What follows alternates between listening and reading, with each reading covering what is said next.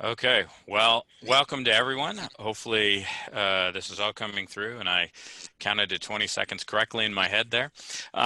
This is the Product Tanker panel and I'm the moderator again for the panel. I'm Ben Nolan at Stifel. Have a real murderer's row of product tanker representatives here. Everybody can see hopefully on their screen from really all of or most of the big product tanker companies in the world.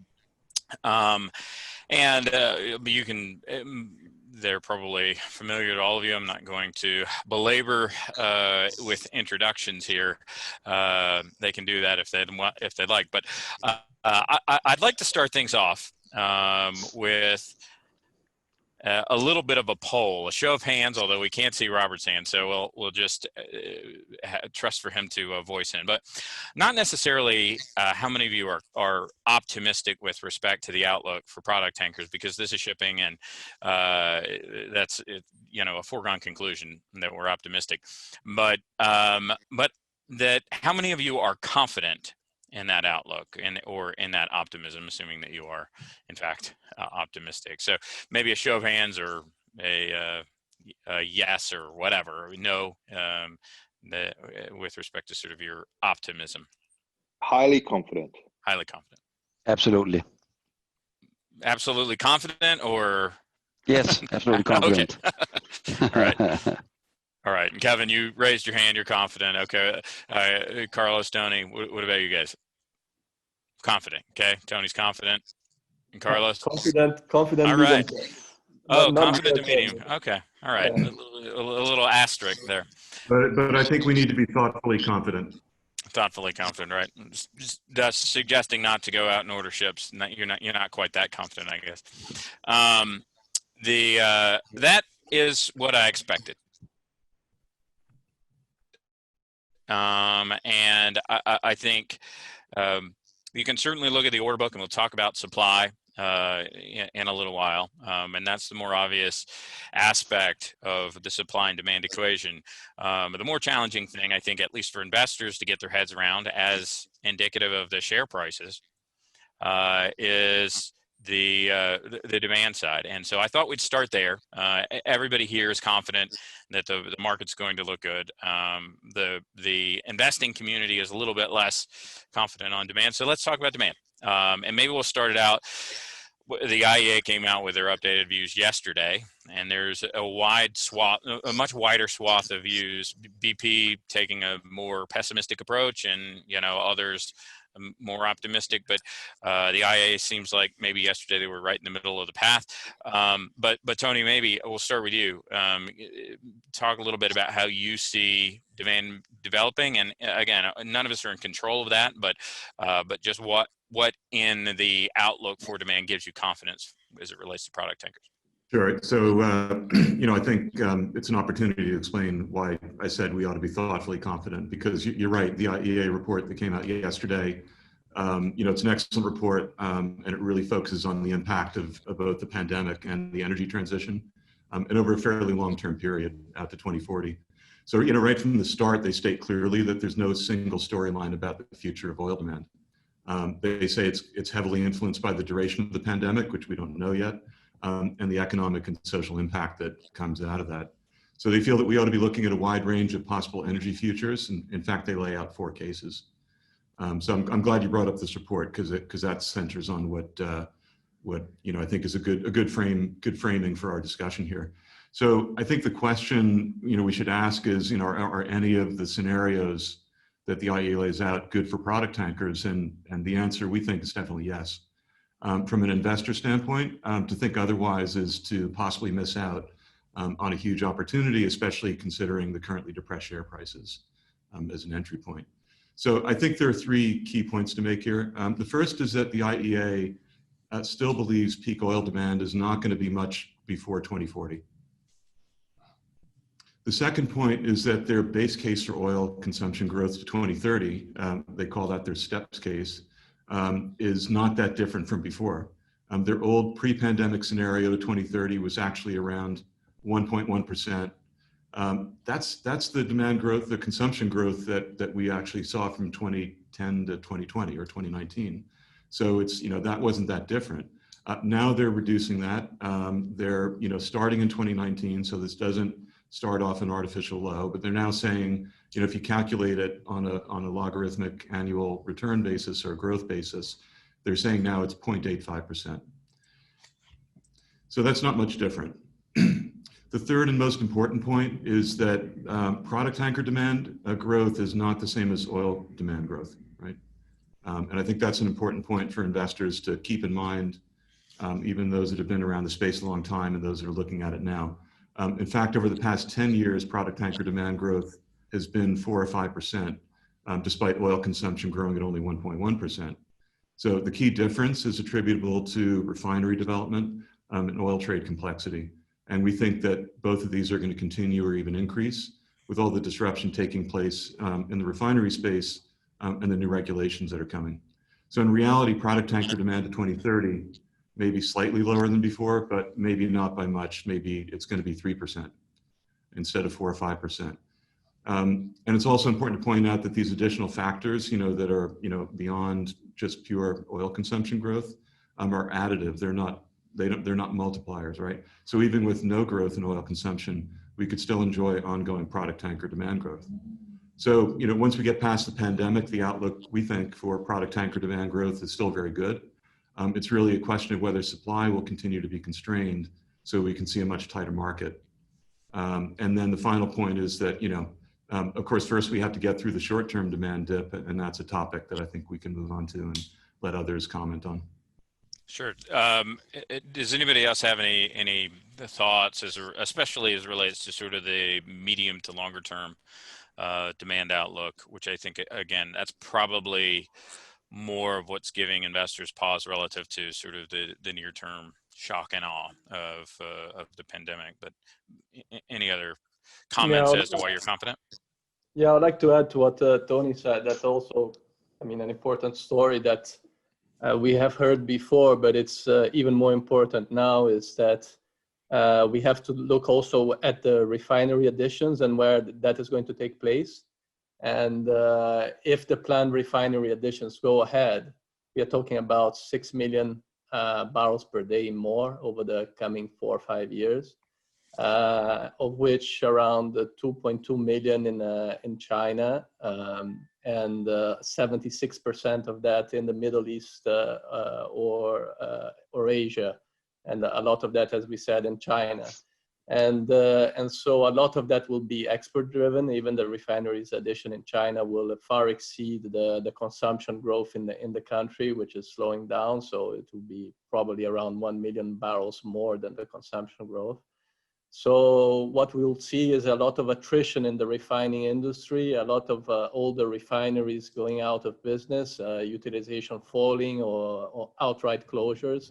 This is a trend we have been seeing already, but it's actually probably going to become even more pronounced in the coming years because of potentially the slower growth in demand for oil, which will mean that only the most profitable refineries will be able to stay in business. And of course, these newer refineries, which are being built, they are more competitive, they are more complex, and they will win market share relative to the older refineries. So ton miles will increase, and even with a flat increase in consumption, we can have much more trade in refined products, possibly, and also over longer distances. Any other items to add there? Well, maybe just a short comment to it. I agree with everything that was being said, and I think it's a good description of where we are. But you also asked a little bit about, on the short-term side and demand, right? And I think, at least I can say how we felt about it in May, June, and I'm sure maybe my colleagues here share it, that we had actually expected a slower rebound in demand, to be fair.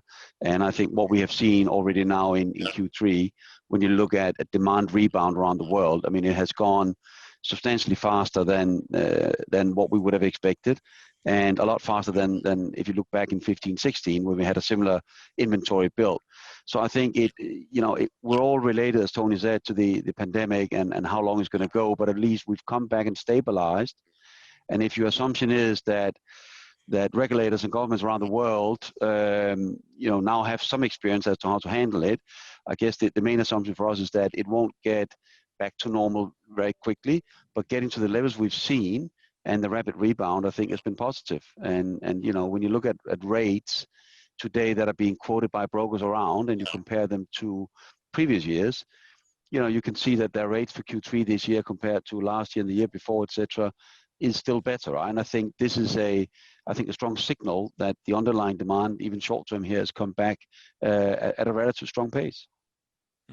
And Michael, I would like to add to that if you look at the floating storage only, I mean, we started the year with 25 million barrels of refined products in floating storage, and that peaked at 75, and by mid-September we went back at 42. So more than half of the increase was already absorbed in a relatively short period of time, which confirms what you were saying, that the rebalancing is happening quite fast.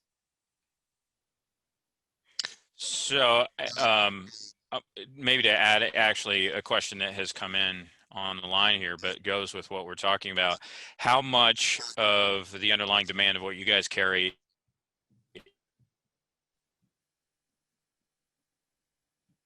is jet fuel, and how, flying around the world?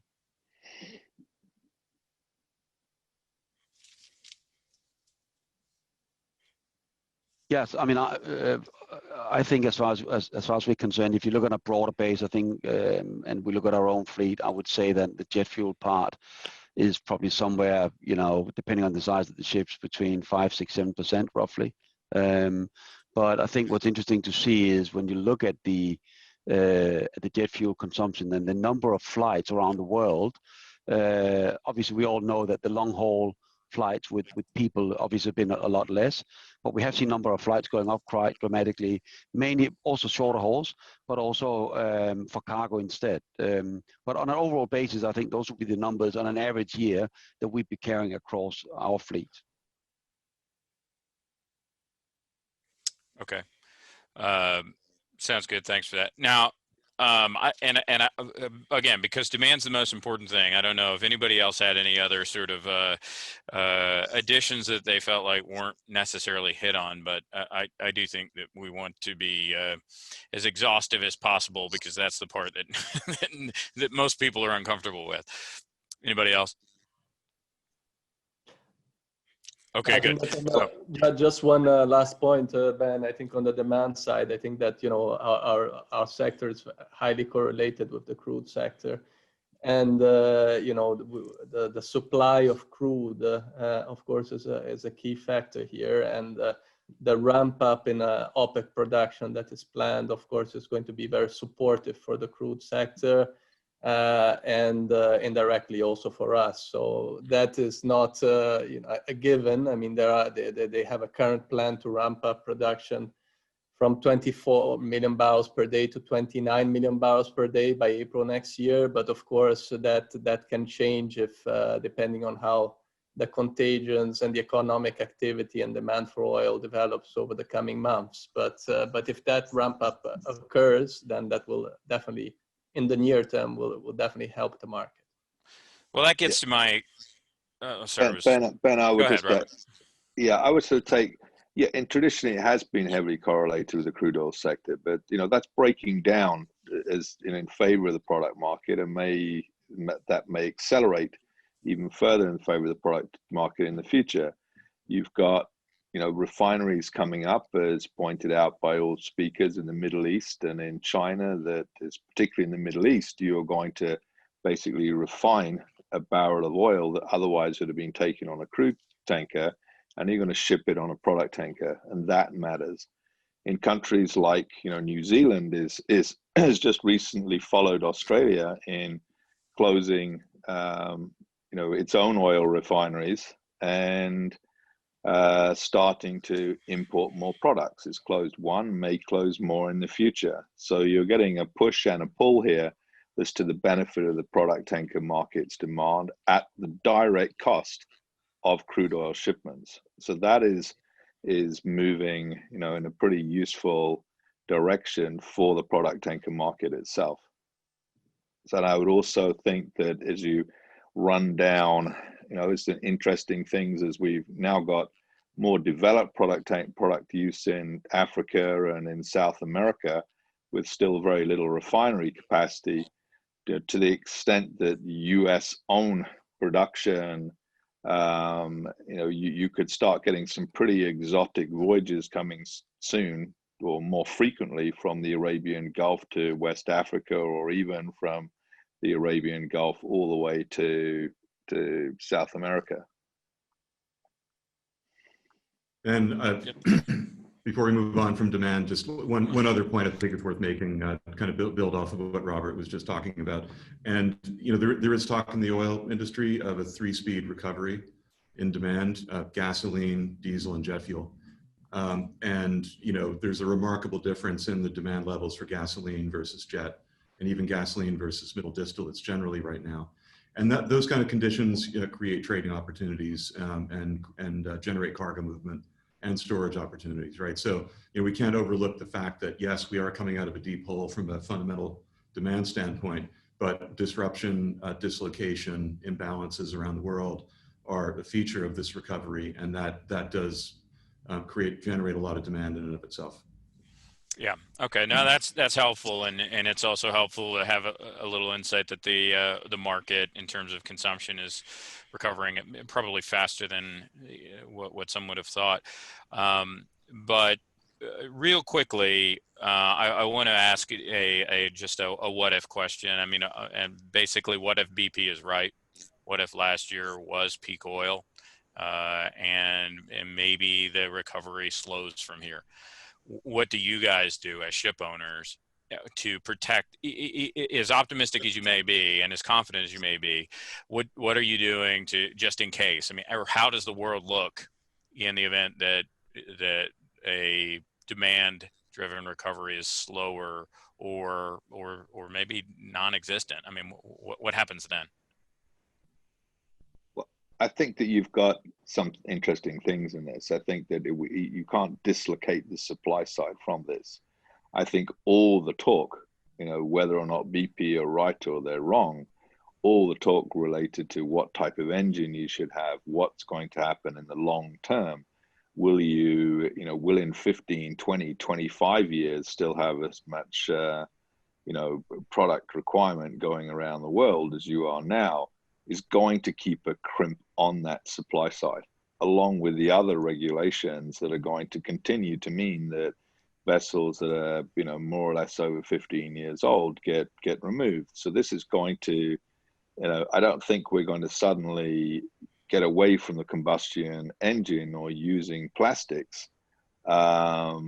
So I don't think that this is really going to affect the product tanker market too much over the next, years to come, the next 5, 6, 7, 8, 9, 10 years. I think you could get really premium earnings and cash flow bonanzas as you get severe shock in terms of lack of supply, when there will be times even now when you look at the new building order book compared to the aging of the fleet that's happening, the fact that we're going to really crank up into vessel ages over 16 in the next year and the years to come, where you're going to have certain periods where there's negative supply growth into a positive demand scenario for ton miles. As all of the speakers have talked about, the product tankers are almost unique in the sense we don't need to see headline demand in world oil in order to create, bottom line demand in ton miles for products. So I don't think we necessarily have to, prepare for it, other than, recognize that, it is going to be difficult for anybody. Fortunately, we don't have to necessarily go out and order new ships. We have ships in the water, all of us. So, it's just going to make it harder for someone to make the decision, along with the basic decision of what combustion engine you should have right now, what engine you should have to actually build new, where you started off with. I think it's going to be very difficult to overbuild this market at all now. Yeah. And we'll get into ship propulsion in a little bit, but well, I didn't want to interrupt it. And no, I mean, just a quick comment to that. I mean, I think, I mean, you asked what if, right? And I think it's a bit of a, sorry, can you hear me? Yeah, go ahead. All right, sorry.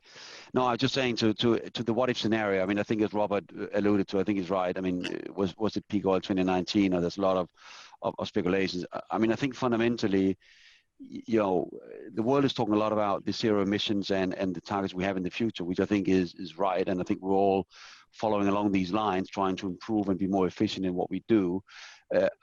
You know, but there is no solution tomorrow, right? So I think even in a peak oil scenario, whenever it is, in my view, you're going to have a long tail of oil as being part of our energy mix, right? Even longer than I think than our current assets. So when you say what if, I would say, well, even when you hit a peak oil scenario and look at the tail afterwards, it's really about having a business that's competitive, and you know, because the weakest are going to drop first. So I think you know, the what if scenario, I think, is more about having a business that is streamlined and cost efficient, and is going to be able to take advantage of that as you go forward, because there will be a need for transportation of oil for, you know, many years to come. Yeah, no, that's helpful. And just to let people on the line know, there's a few questions. Robert Bugbee is not his on video. He's there's a lot going on in terms of Wi-Fi over at his house, which I can completely identify with. But now I want to move over to well, we'll talk about, and we'll go ahead and talk about the supply side now.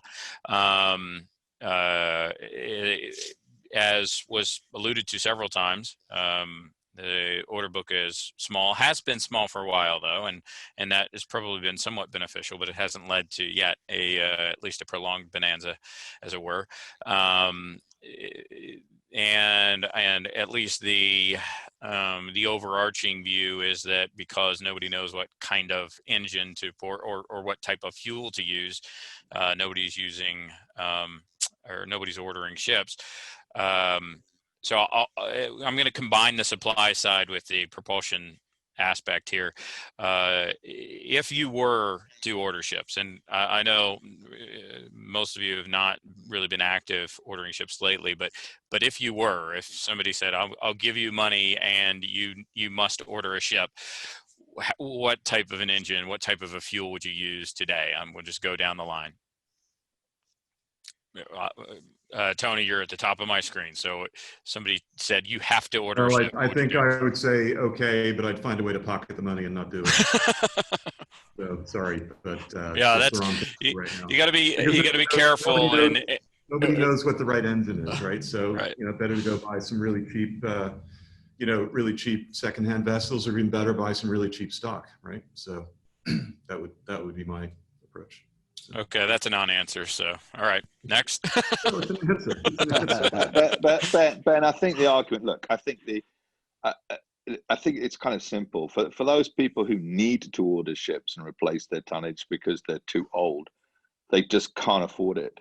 For those people who could afford it, it's just a totally irrational I think what Tony is saying is that it's an irrational allocation of cash right now, for so many reasons. I mean, all of these stocks are trading so well below net asset value that you know, and we have the critical mass, we have the vessels on the water. You know, some of us have pretty new fleets here. It just doesn't enter the radar to order a vessel, and that's sort of what's exciting when you can't dislocate the supply story from the demand. And I would also take a little bit of umbrage at your opening statement into this question, in that we are seeing the benefits of this tightening supply side. You know, let's look at this year. Forget the stock prices. But every single quarter now, year over year, for a number of quarters, has been better than that preceding quarter a year before. So the market has been tightening up quite rapidly and will tighten up much further because of the weakness of the supply. But the question of, give us the money to order ships, it just doesn't register right now, I don't think. For anybody. Like I mean, not even Torm have stopped ordering ships now, for God's sake. Well, let's I'd like not. to add to that. Oh, go ahead. I'd like to add to that. No, I agree with what Tony and Robert just said, and also from our perspective. I mean, if we look at potential use of funds, I mean, for us, it would be, for example, exercising some of the purchase options we have on the lease vessels we have, and we calculated what the IRR of those.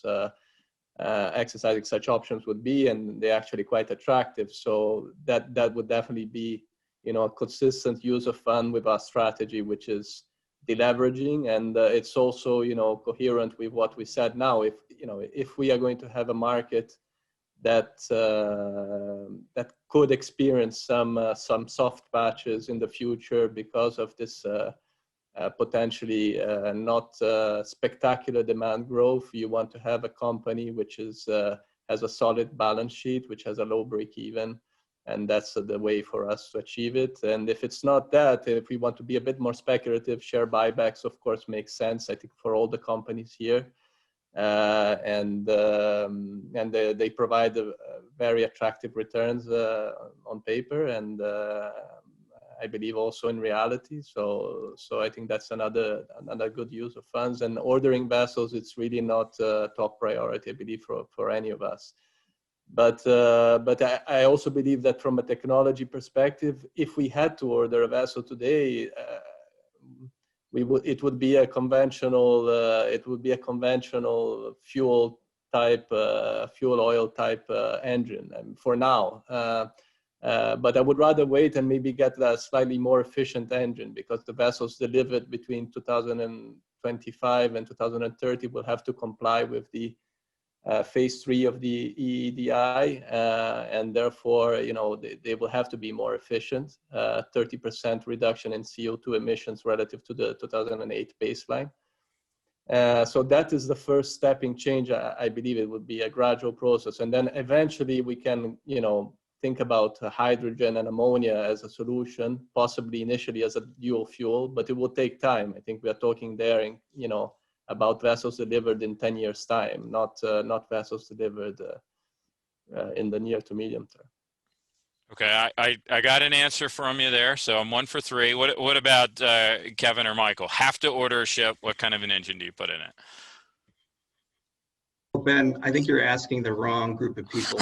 As far as I can tell, the panel has about 350 ships on the water and 0 on order. If I missed one from somebody, I'm sorry. But from our perspective, I think we probably have the oldest product fleet of everybody on the panel, and we're not even looking at new builds. I mean, there's no axiom that says you have to replace your ship when it gets to a certain age. If it doesn't make sense within the vehicle that you own these vessels, you don't have to spend the capital. So I think if we were asked, we would tell somebody, you're probably better off finding a different management team to execute that for you. And isn't that amazing, what you just heard there from Kevin, right? I think what Kevin has summed it up in a really great, cogent way, okay? That you've got this, incredible market where this supply side is really, really constrained by the participants at this point. And, if you run out what he's saying, and you've also on that other side, something's missing here, is the dynamic has changed over the last 2-3 years. Companies like Kevin's and Michael's and ours have taken part in consolidation. Consolidation can happen in 2 ways: an M&A activity. We've seen a lot of that, and we've also seen recently, a rapid increase in pooling. Each of the big pools have added vessels, et cetera, et cetera. So this is starting to change also the dynamic within the industry of that supply. That supply is much better dynamically able now to face the demand and all the benefits of that consolidation. And that makes this product market super, super excited when you've got the players themselves now are, you know, consolidated enough, and they're you know, and someone like Kevin is very clearly talking about very rational behavior, that there is no requirement just to go and order a ship, just to keep a fleet the same size, etc. And that's what makes, along with this demand side that can expand without headline demand, really unique in actually bulk shipping. That's what makes the product market, I think, most exciting out of all of the bulk shipping markets, is this wonderful supply side, the supply side itself tightening, combined with a demand that does not require headline demand to create ton-mile expansion. But I think also, Ben, maybe to just a final comment to this as well, I think we shouldn't forget that, fine, I mean, if you were to order a ship today, say with a dual fuel engine, you know, the problem is also that the cost of doing that is, for instance, for an MR ship is like, you know, $6-7 million on top of a contract price of $33 million. So you're buying into something which you probably can't use for the next 5 years because the infrastructure won't be there to give you the alternative fuel. So you're basically adding on a capex without being able to harvest anything. So even if, you know, in a way, if people had the money, I think that in itself is also holding back the supply. And then we should remember that, you know, the banks, you know, the Poseidon principles, the reporting of CO2 emissions, etc., into the banks is obviously also another issue in terms of getting finance and walking into to buy new builds of a conventional design. You know, I don't think you're going to get a lot of support around that, neither from the lending side, but not from the equity side either, actually. Okay. Well, I guess that was not as swift of an answer as I thought it would be, but it is universal. It does seem like, and maybe it is a little self-serving, but it is universal that there is no even inkling of an appetite under any circumstance to order new ships. There's many questions that have come in. I'm going to try to fit a few of them in, and there's several here that sort of link to a topic that we've begun to address, and I was going to ask on a little bit anyway. I think, Carlos, you had talked a little bit earlier about sort of the potential for improvements in the crude market as a function of more OPEC production.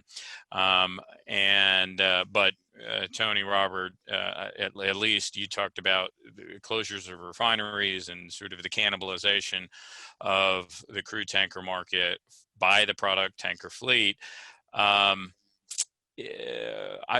Is it possible to have, and this is maybe an unanswerable question, but is it possible to have a really good product tanker market and a really bad crude tanker market in the view of you guys? It is possible in terms of the different sectors. You know, we've seen, you know, for quite extended periods now that, you know, you've seen MRs, even MRs, you know, one of the smaller categories of products, outperforming Suezmaxes and Aframaxes. And you've seen LR2s basically outperform the lot, including VLCCs now, for 2.5 months. So it's possible, and it's possible that this will happen, as for all the things that we've laid down, that they can be very separated markets depending what's happening in the demand side. And I think that a different way of wording it would be, you know, instead of having a great product market and a terrible crude market, can you have a reasonable product market while there's a bad crude market, or a good crude market, or a good product market while there's an okay product market, if that makes sense, Ben? I think it's much harder to do it on the extremes. I think it would be difficult to have a truly great product market with a terrible crude market, because probably the terrible crude market would come about for some macro event somewhere, right? So, but within the different grades, I think you can have products better than crude. Kevin, you have both. What do you think? Yeah, no, we I absolutely agree in the short term, and I think that's one of the reasons we like owning both, is there can be a dislocation between the two. I think in the longer term, it's hard to imagine having one with sustained outperformance over the other, given the switching at the margin. I'd extend that all the way down to small tankers and chemical tankers as well. The whole chain sort of has to move in the same way in the long term, or these economic pressure points get evened out between the classes. Any differing opinions? No. Okay, good. I would be more in Robert's camp. I have to be honest. I think you can have an okay product tanker market on the backdrop of a not so okay crude market. But if the crude market absolutely bottoms, it's heads right down. That's because there's an overarching macro issue that affects both. Okay. And I'm being told there's only 5 minutes, so I'm going to try to rush these through.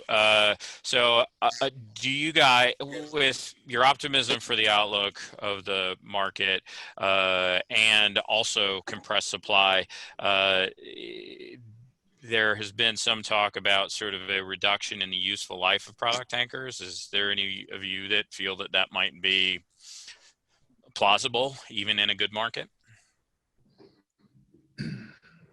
Well, I think there are a few things happening which are actually quite important in terms of regulations, which is going to penalize all the vessels. Firstly, there is the European trading scheme, which they are talking about, which is probably going to be implemented by 2023, and it is going to concern at least intra-European voyages, if not also voyages within European waters, calling one European port. And that will establish probably a baseline of how much vessels can pollute. And then vessels which pollute above that baseline will have to buy carbon credits. So the older vessels will be penalized. And that in itself could potentially be a catalyst for more demolition. And then more recently, there is also the sea cargo charter that was signed by some important oil companies, and more signatories are probably going to join, and which is going to increase the transparency on the emissions of the vessels that are chartered and operated by these companies, and therefore, they'll have an incentive to charter younger vessels, which means, again, older vessels are going to be penalized, and therefore we're going to be seeing probably more demolition of older vessels. In addition to the Poseidon principles that have been around now for some time, and that means that older vessels are also finding it harder to have access to bank financing, which is affecting resale values of older vessels. And also would probably spur more demolition. So yes, potentially the average age of the product tankers is going to, demolition age is going to fall because of these reasons.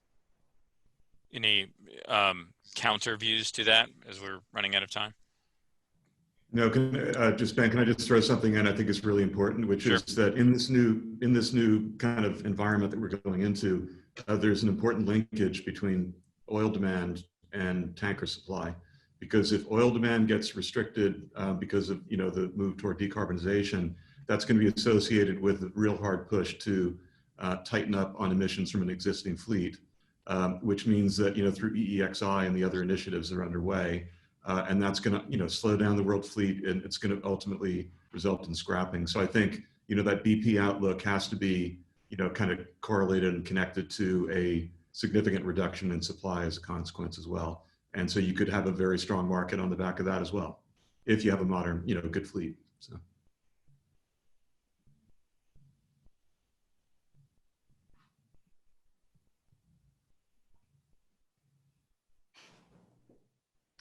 Lost Ben. Frozen. Yeah, I'm back. Can you hear me? Well, we're running out of time. I did want to give any last, words of wisdom. What would you guys say to convince investors that the discount in your relative share prices, and I assume all of you think that your share prices are overly discounted, needs to needs to, be closed? What would you, what's your elevator pitch on your, revaluation? Any takers on that? Well, I mean, I think at least what I would say is that I think, and this goes across the board here, that that most of the share prices, in my view, reflect, an Armageddon situation that people thought would happen following the strong first 6 months. And in a way, it hasn't really corrected to what reality is, as you spoke about, that the demand has rebounded much quicker. And when we look at the quoted rates for Q3 and compare them to previous years, we're actually in a much stronger position than what was being assumed. Great. Well, I see Nicholas, and that probably means that I'm being kicked off. And I apologize. There were a number of questions we didn't get to. Just no time. But I did want to finish off here by thanking you all and thanking Nicholas and the Capital Link team for inviting me to do this. Hopefully, it's been helpful, and I appreciate you guys, letting me push you around a little bit. Well, I also wanted to thank you all for joining. It has been a terrific panel.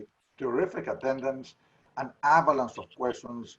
So you guys are very popular. And Ben, thank you again for a terrific moderator job. Thank you to everybody.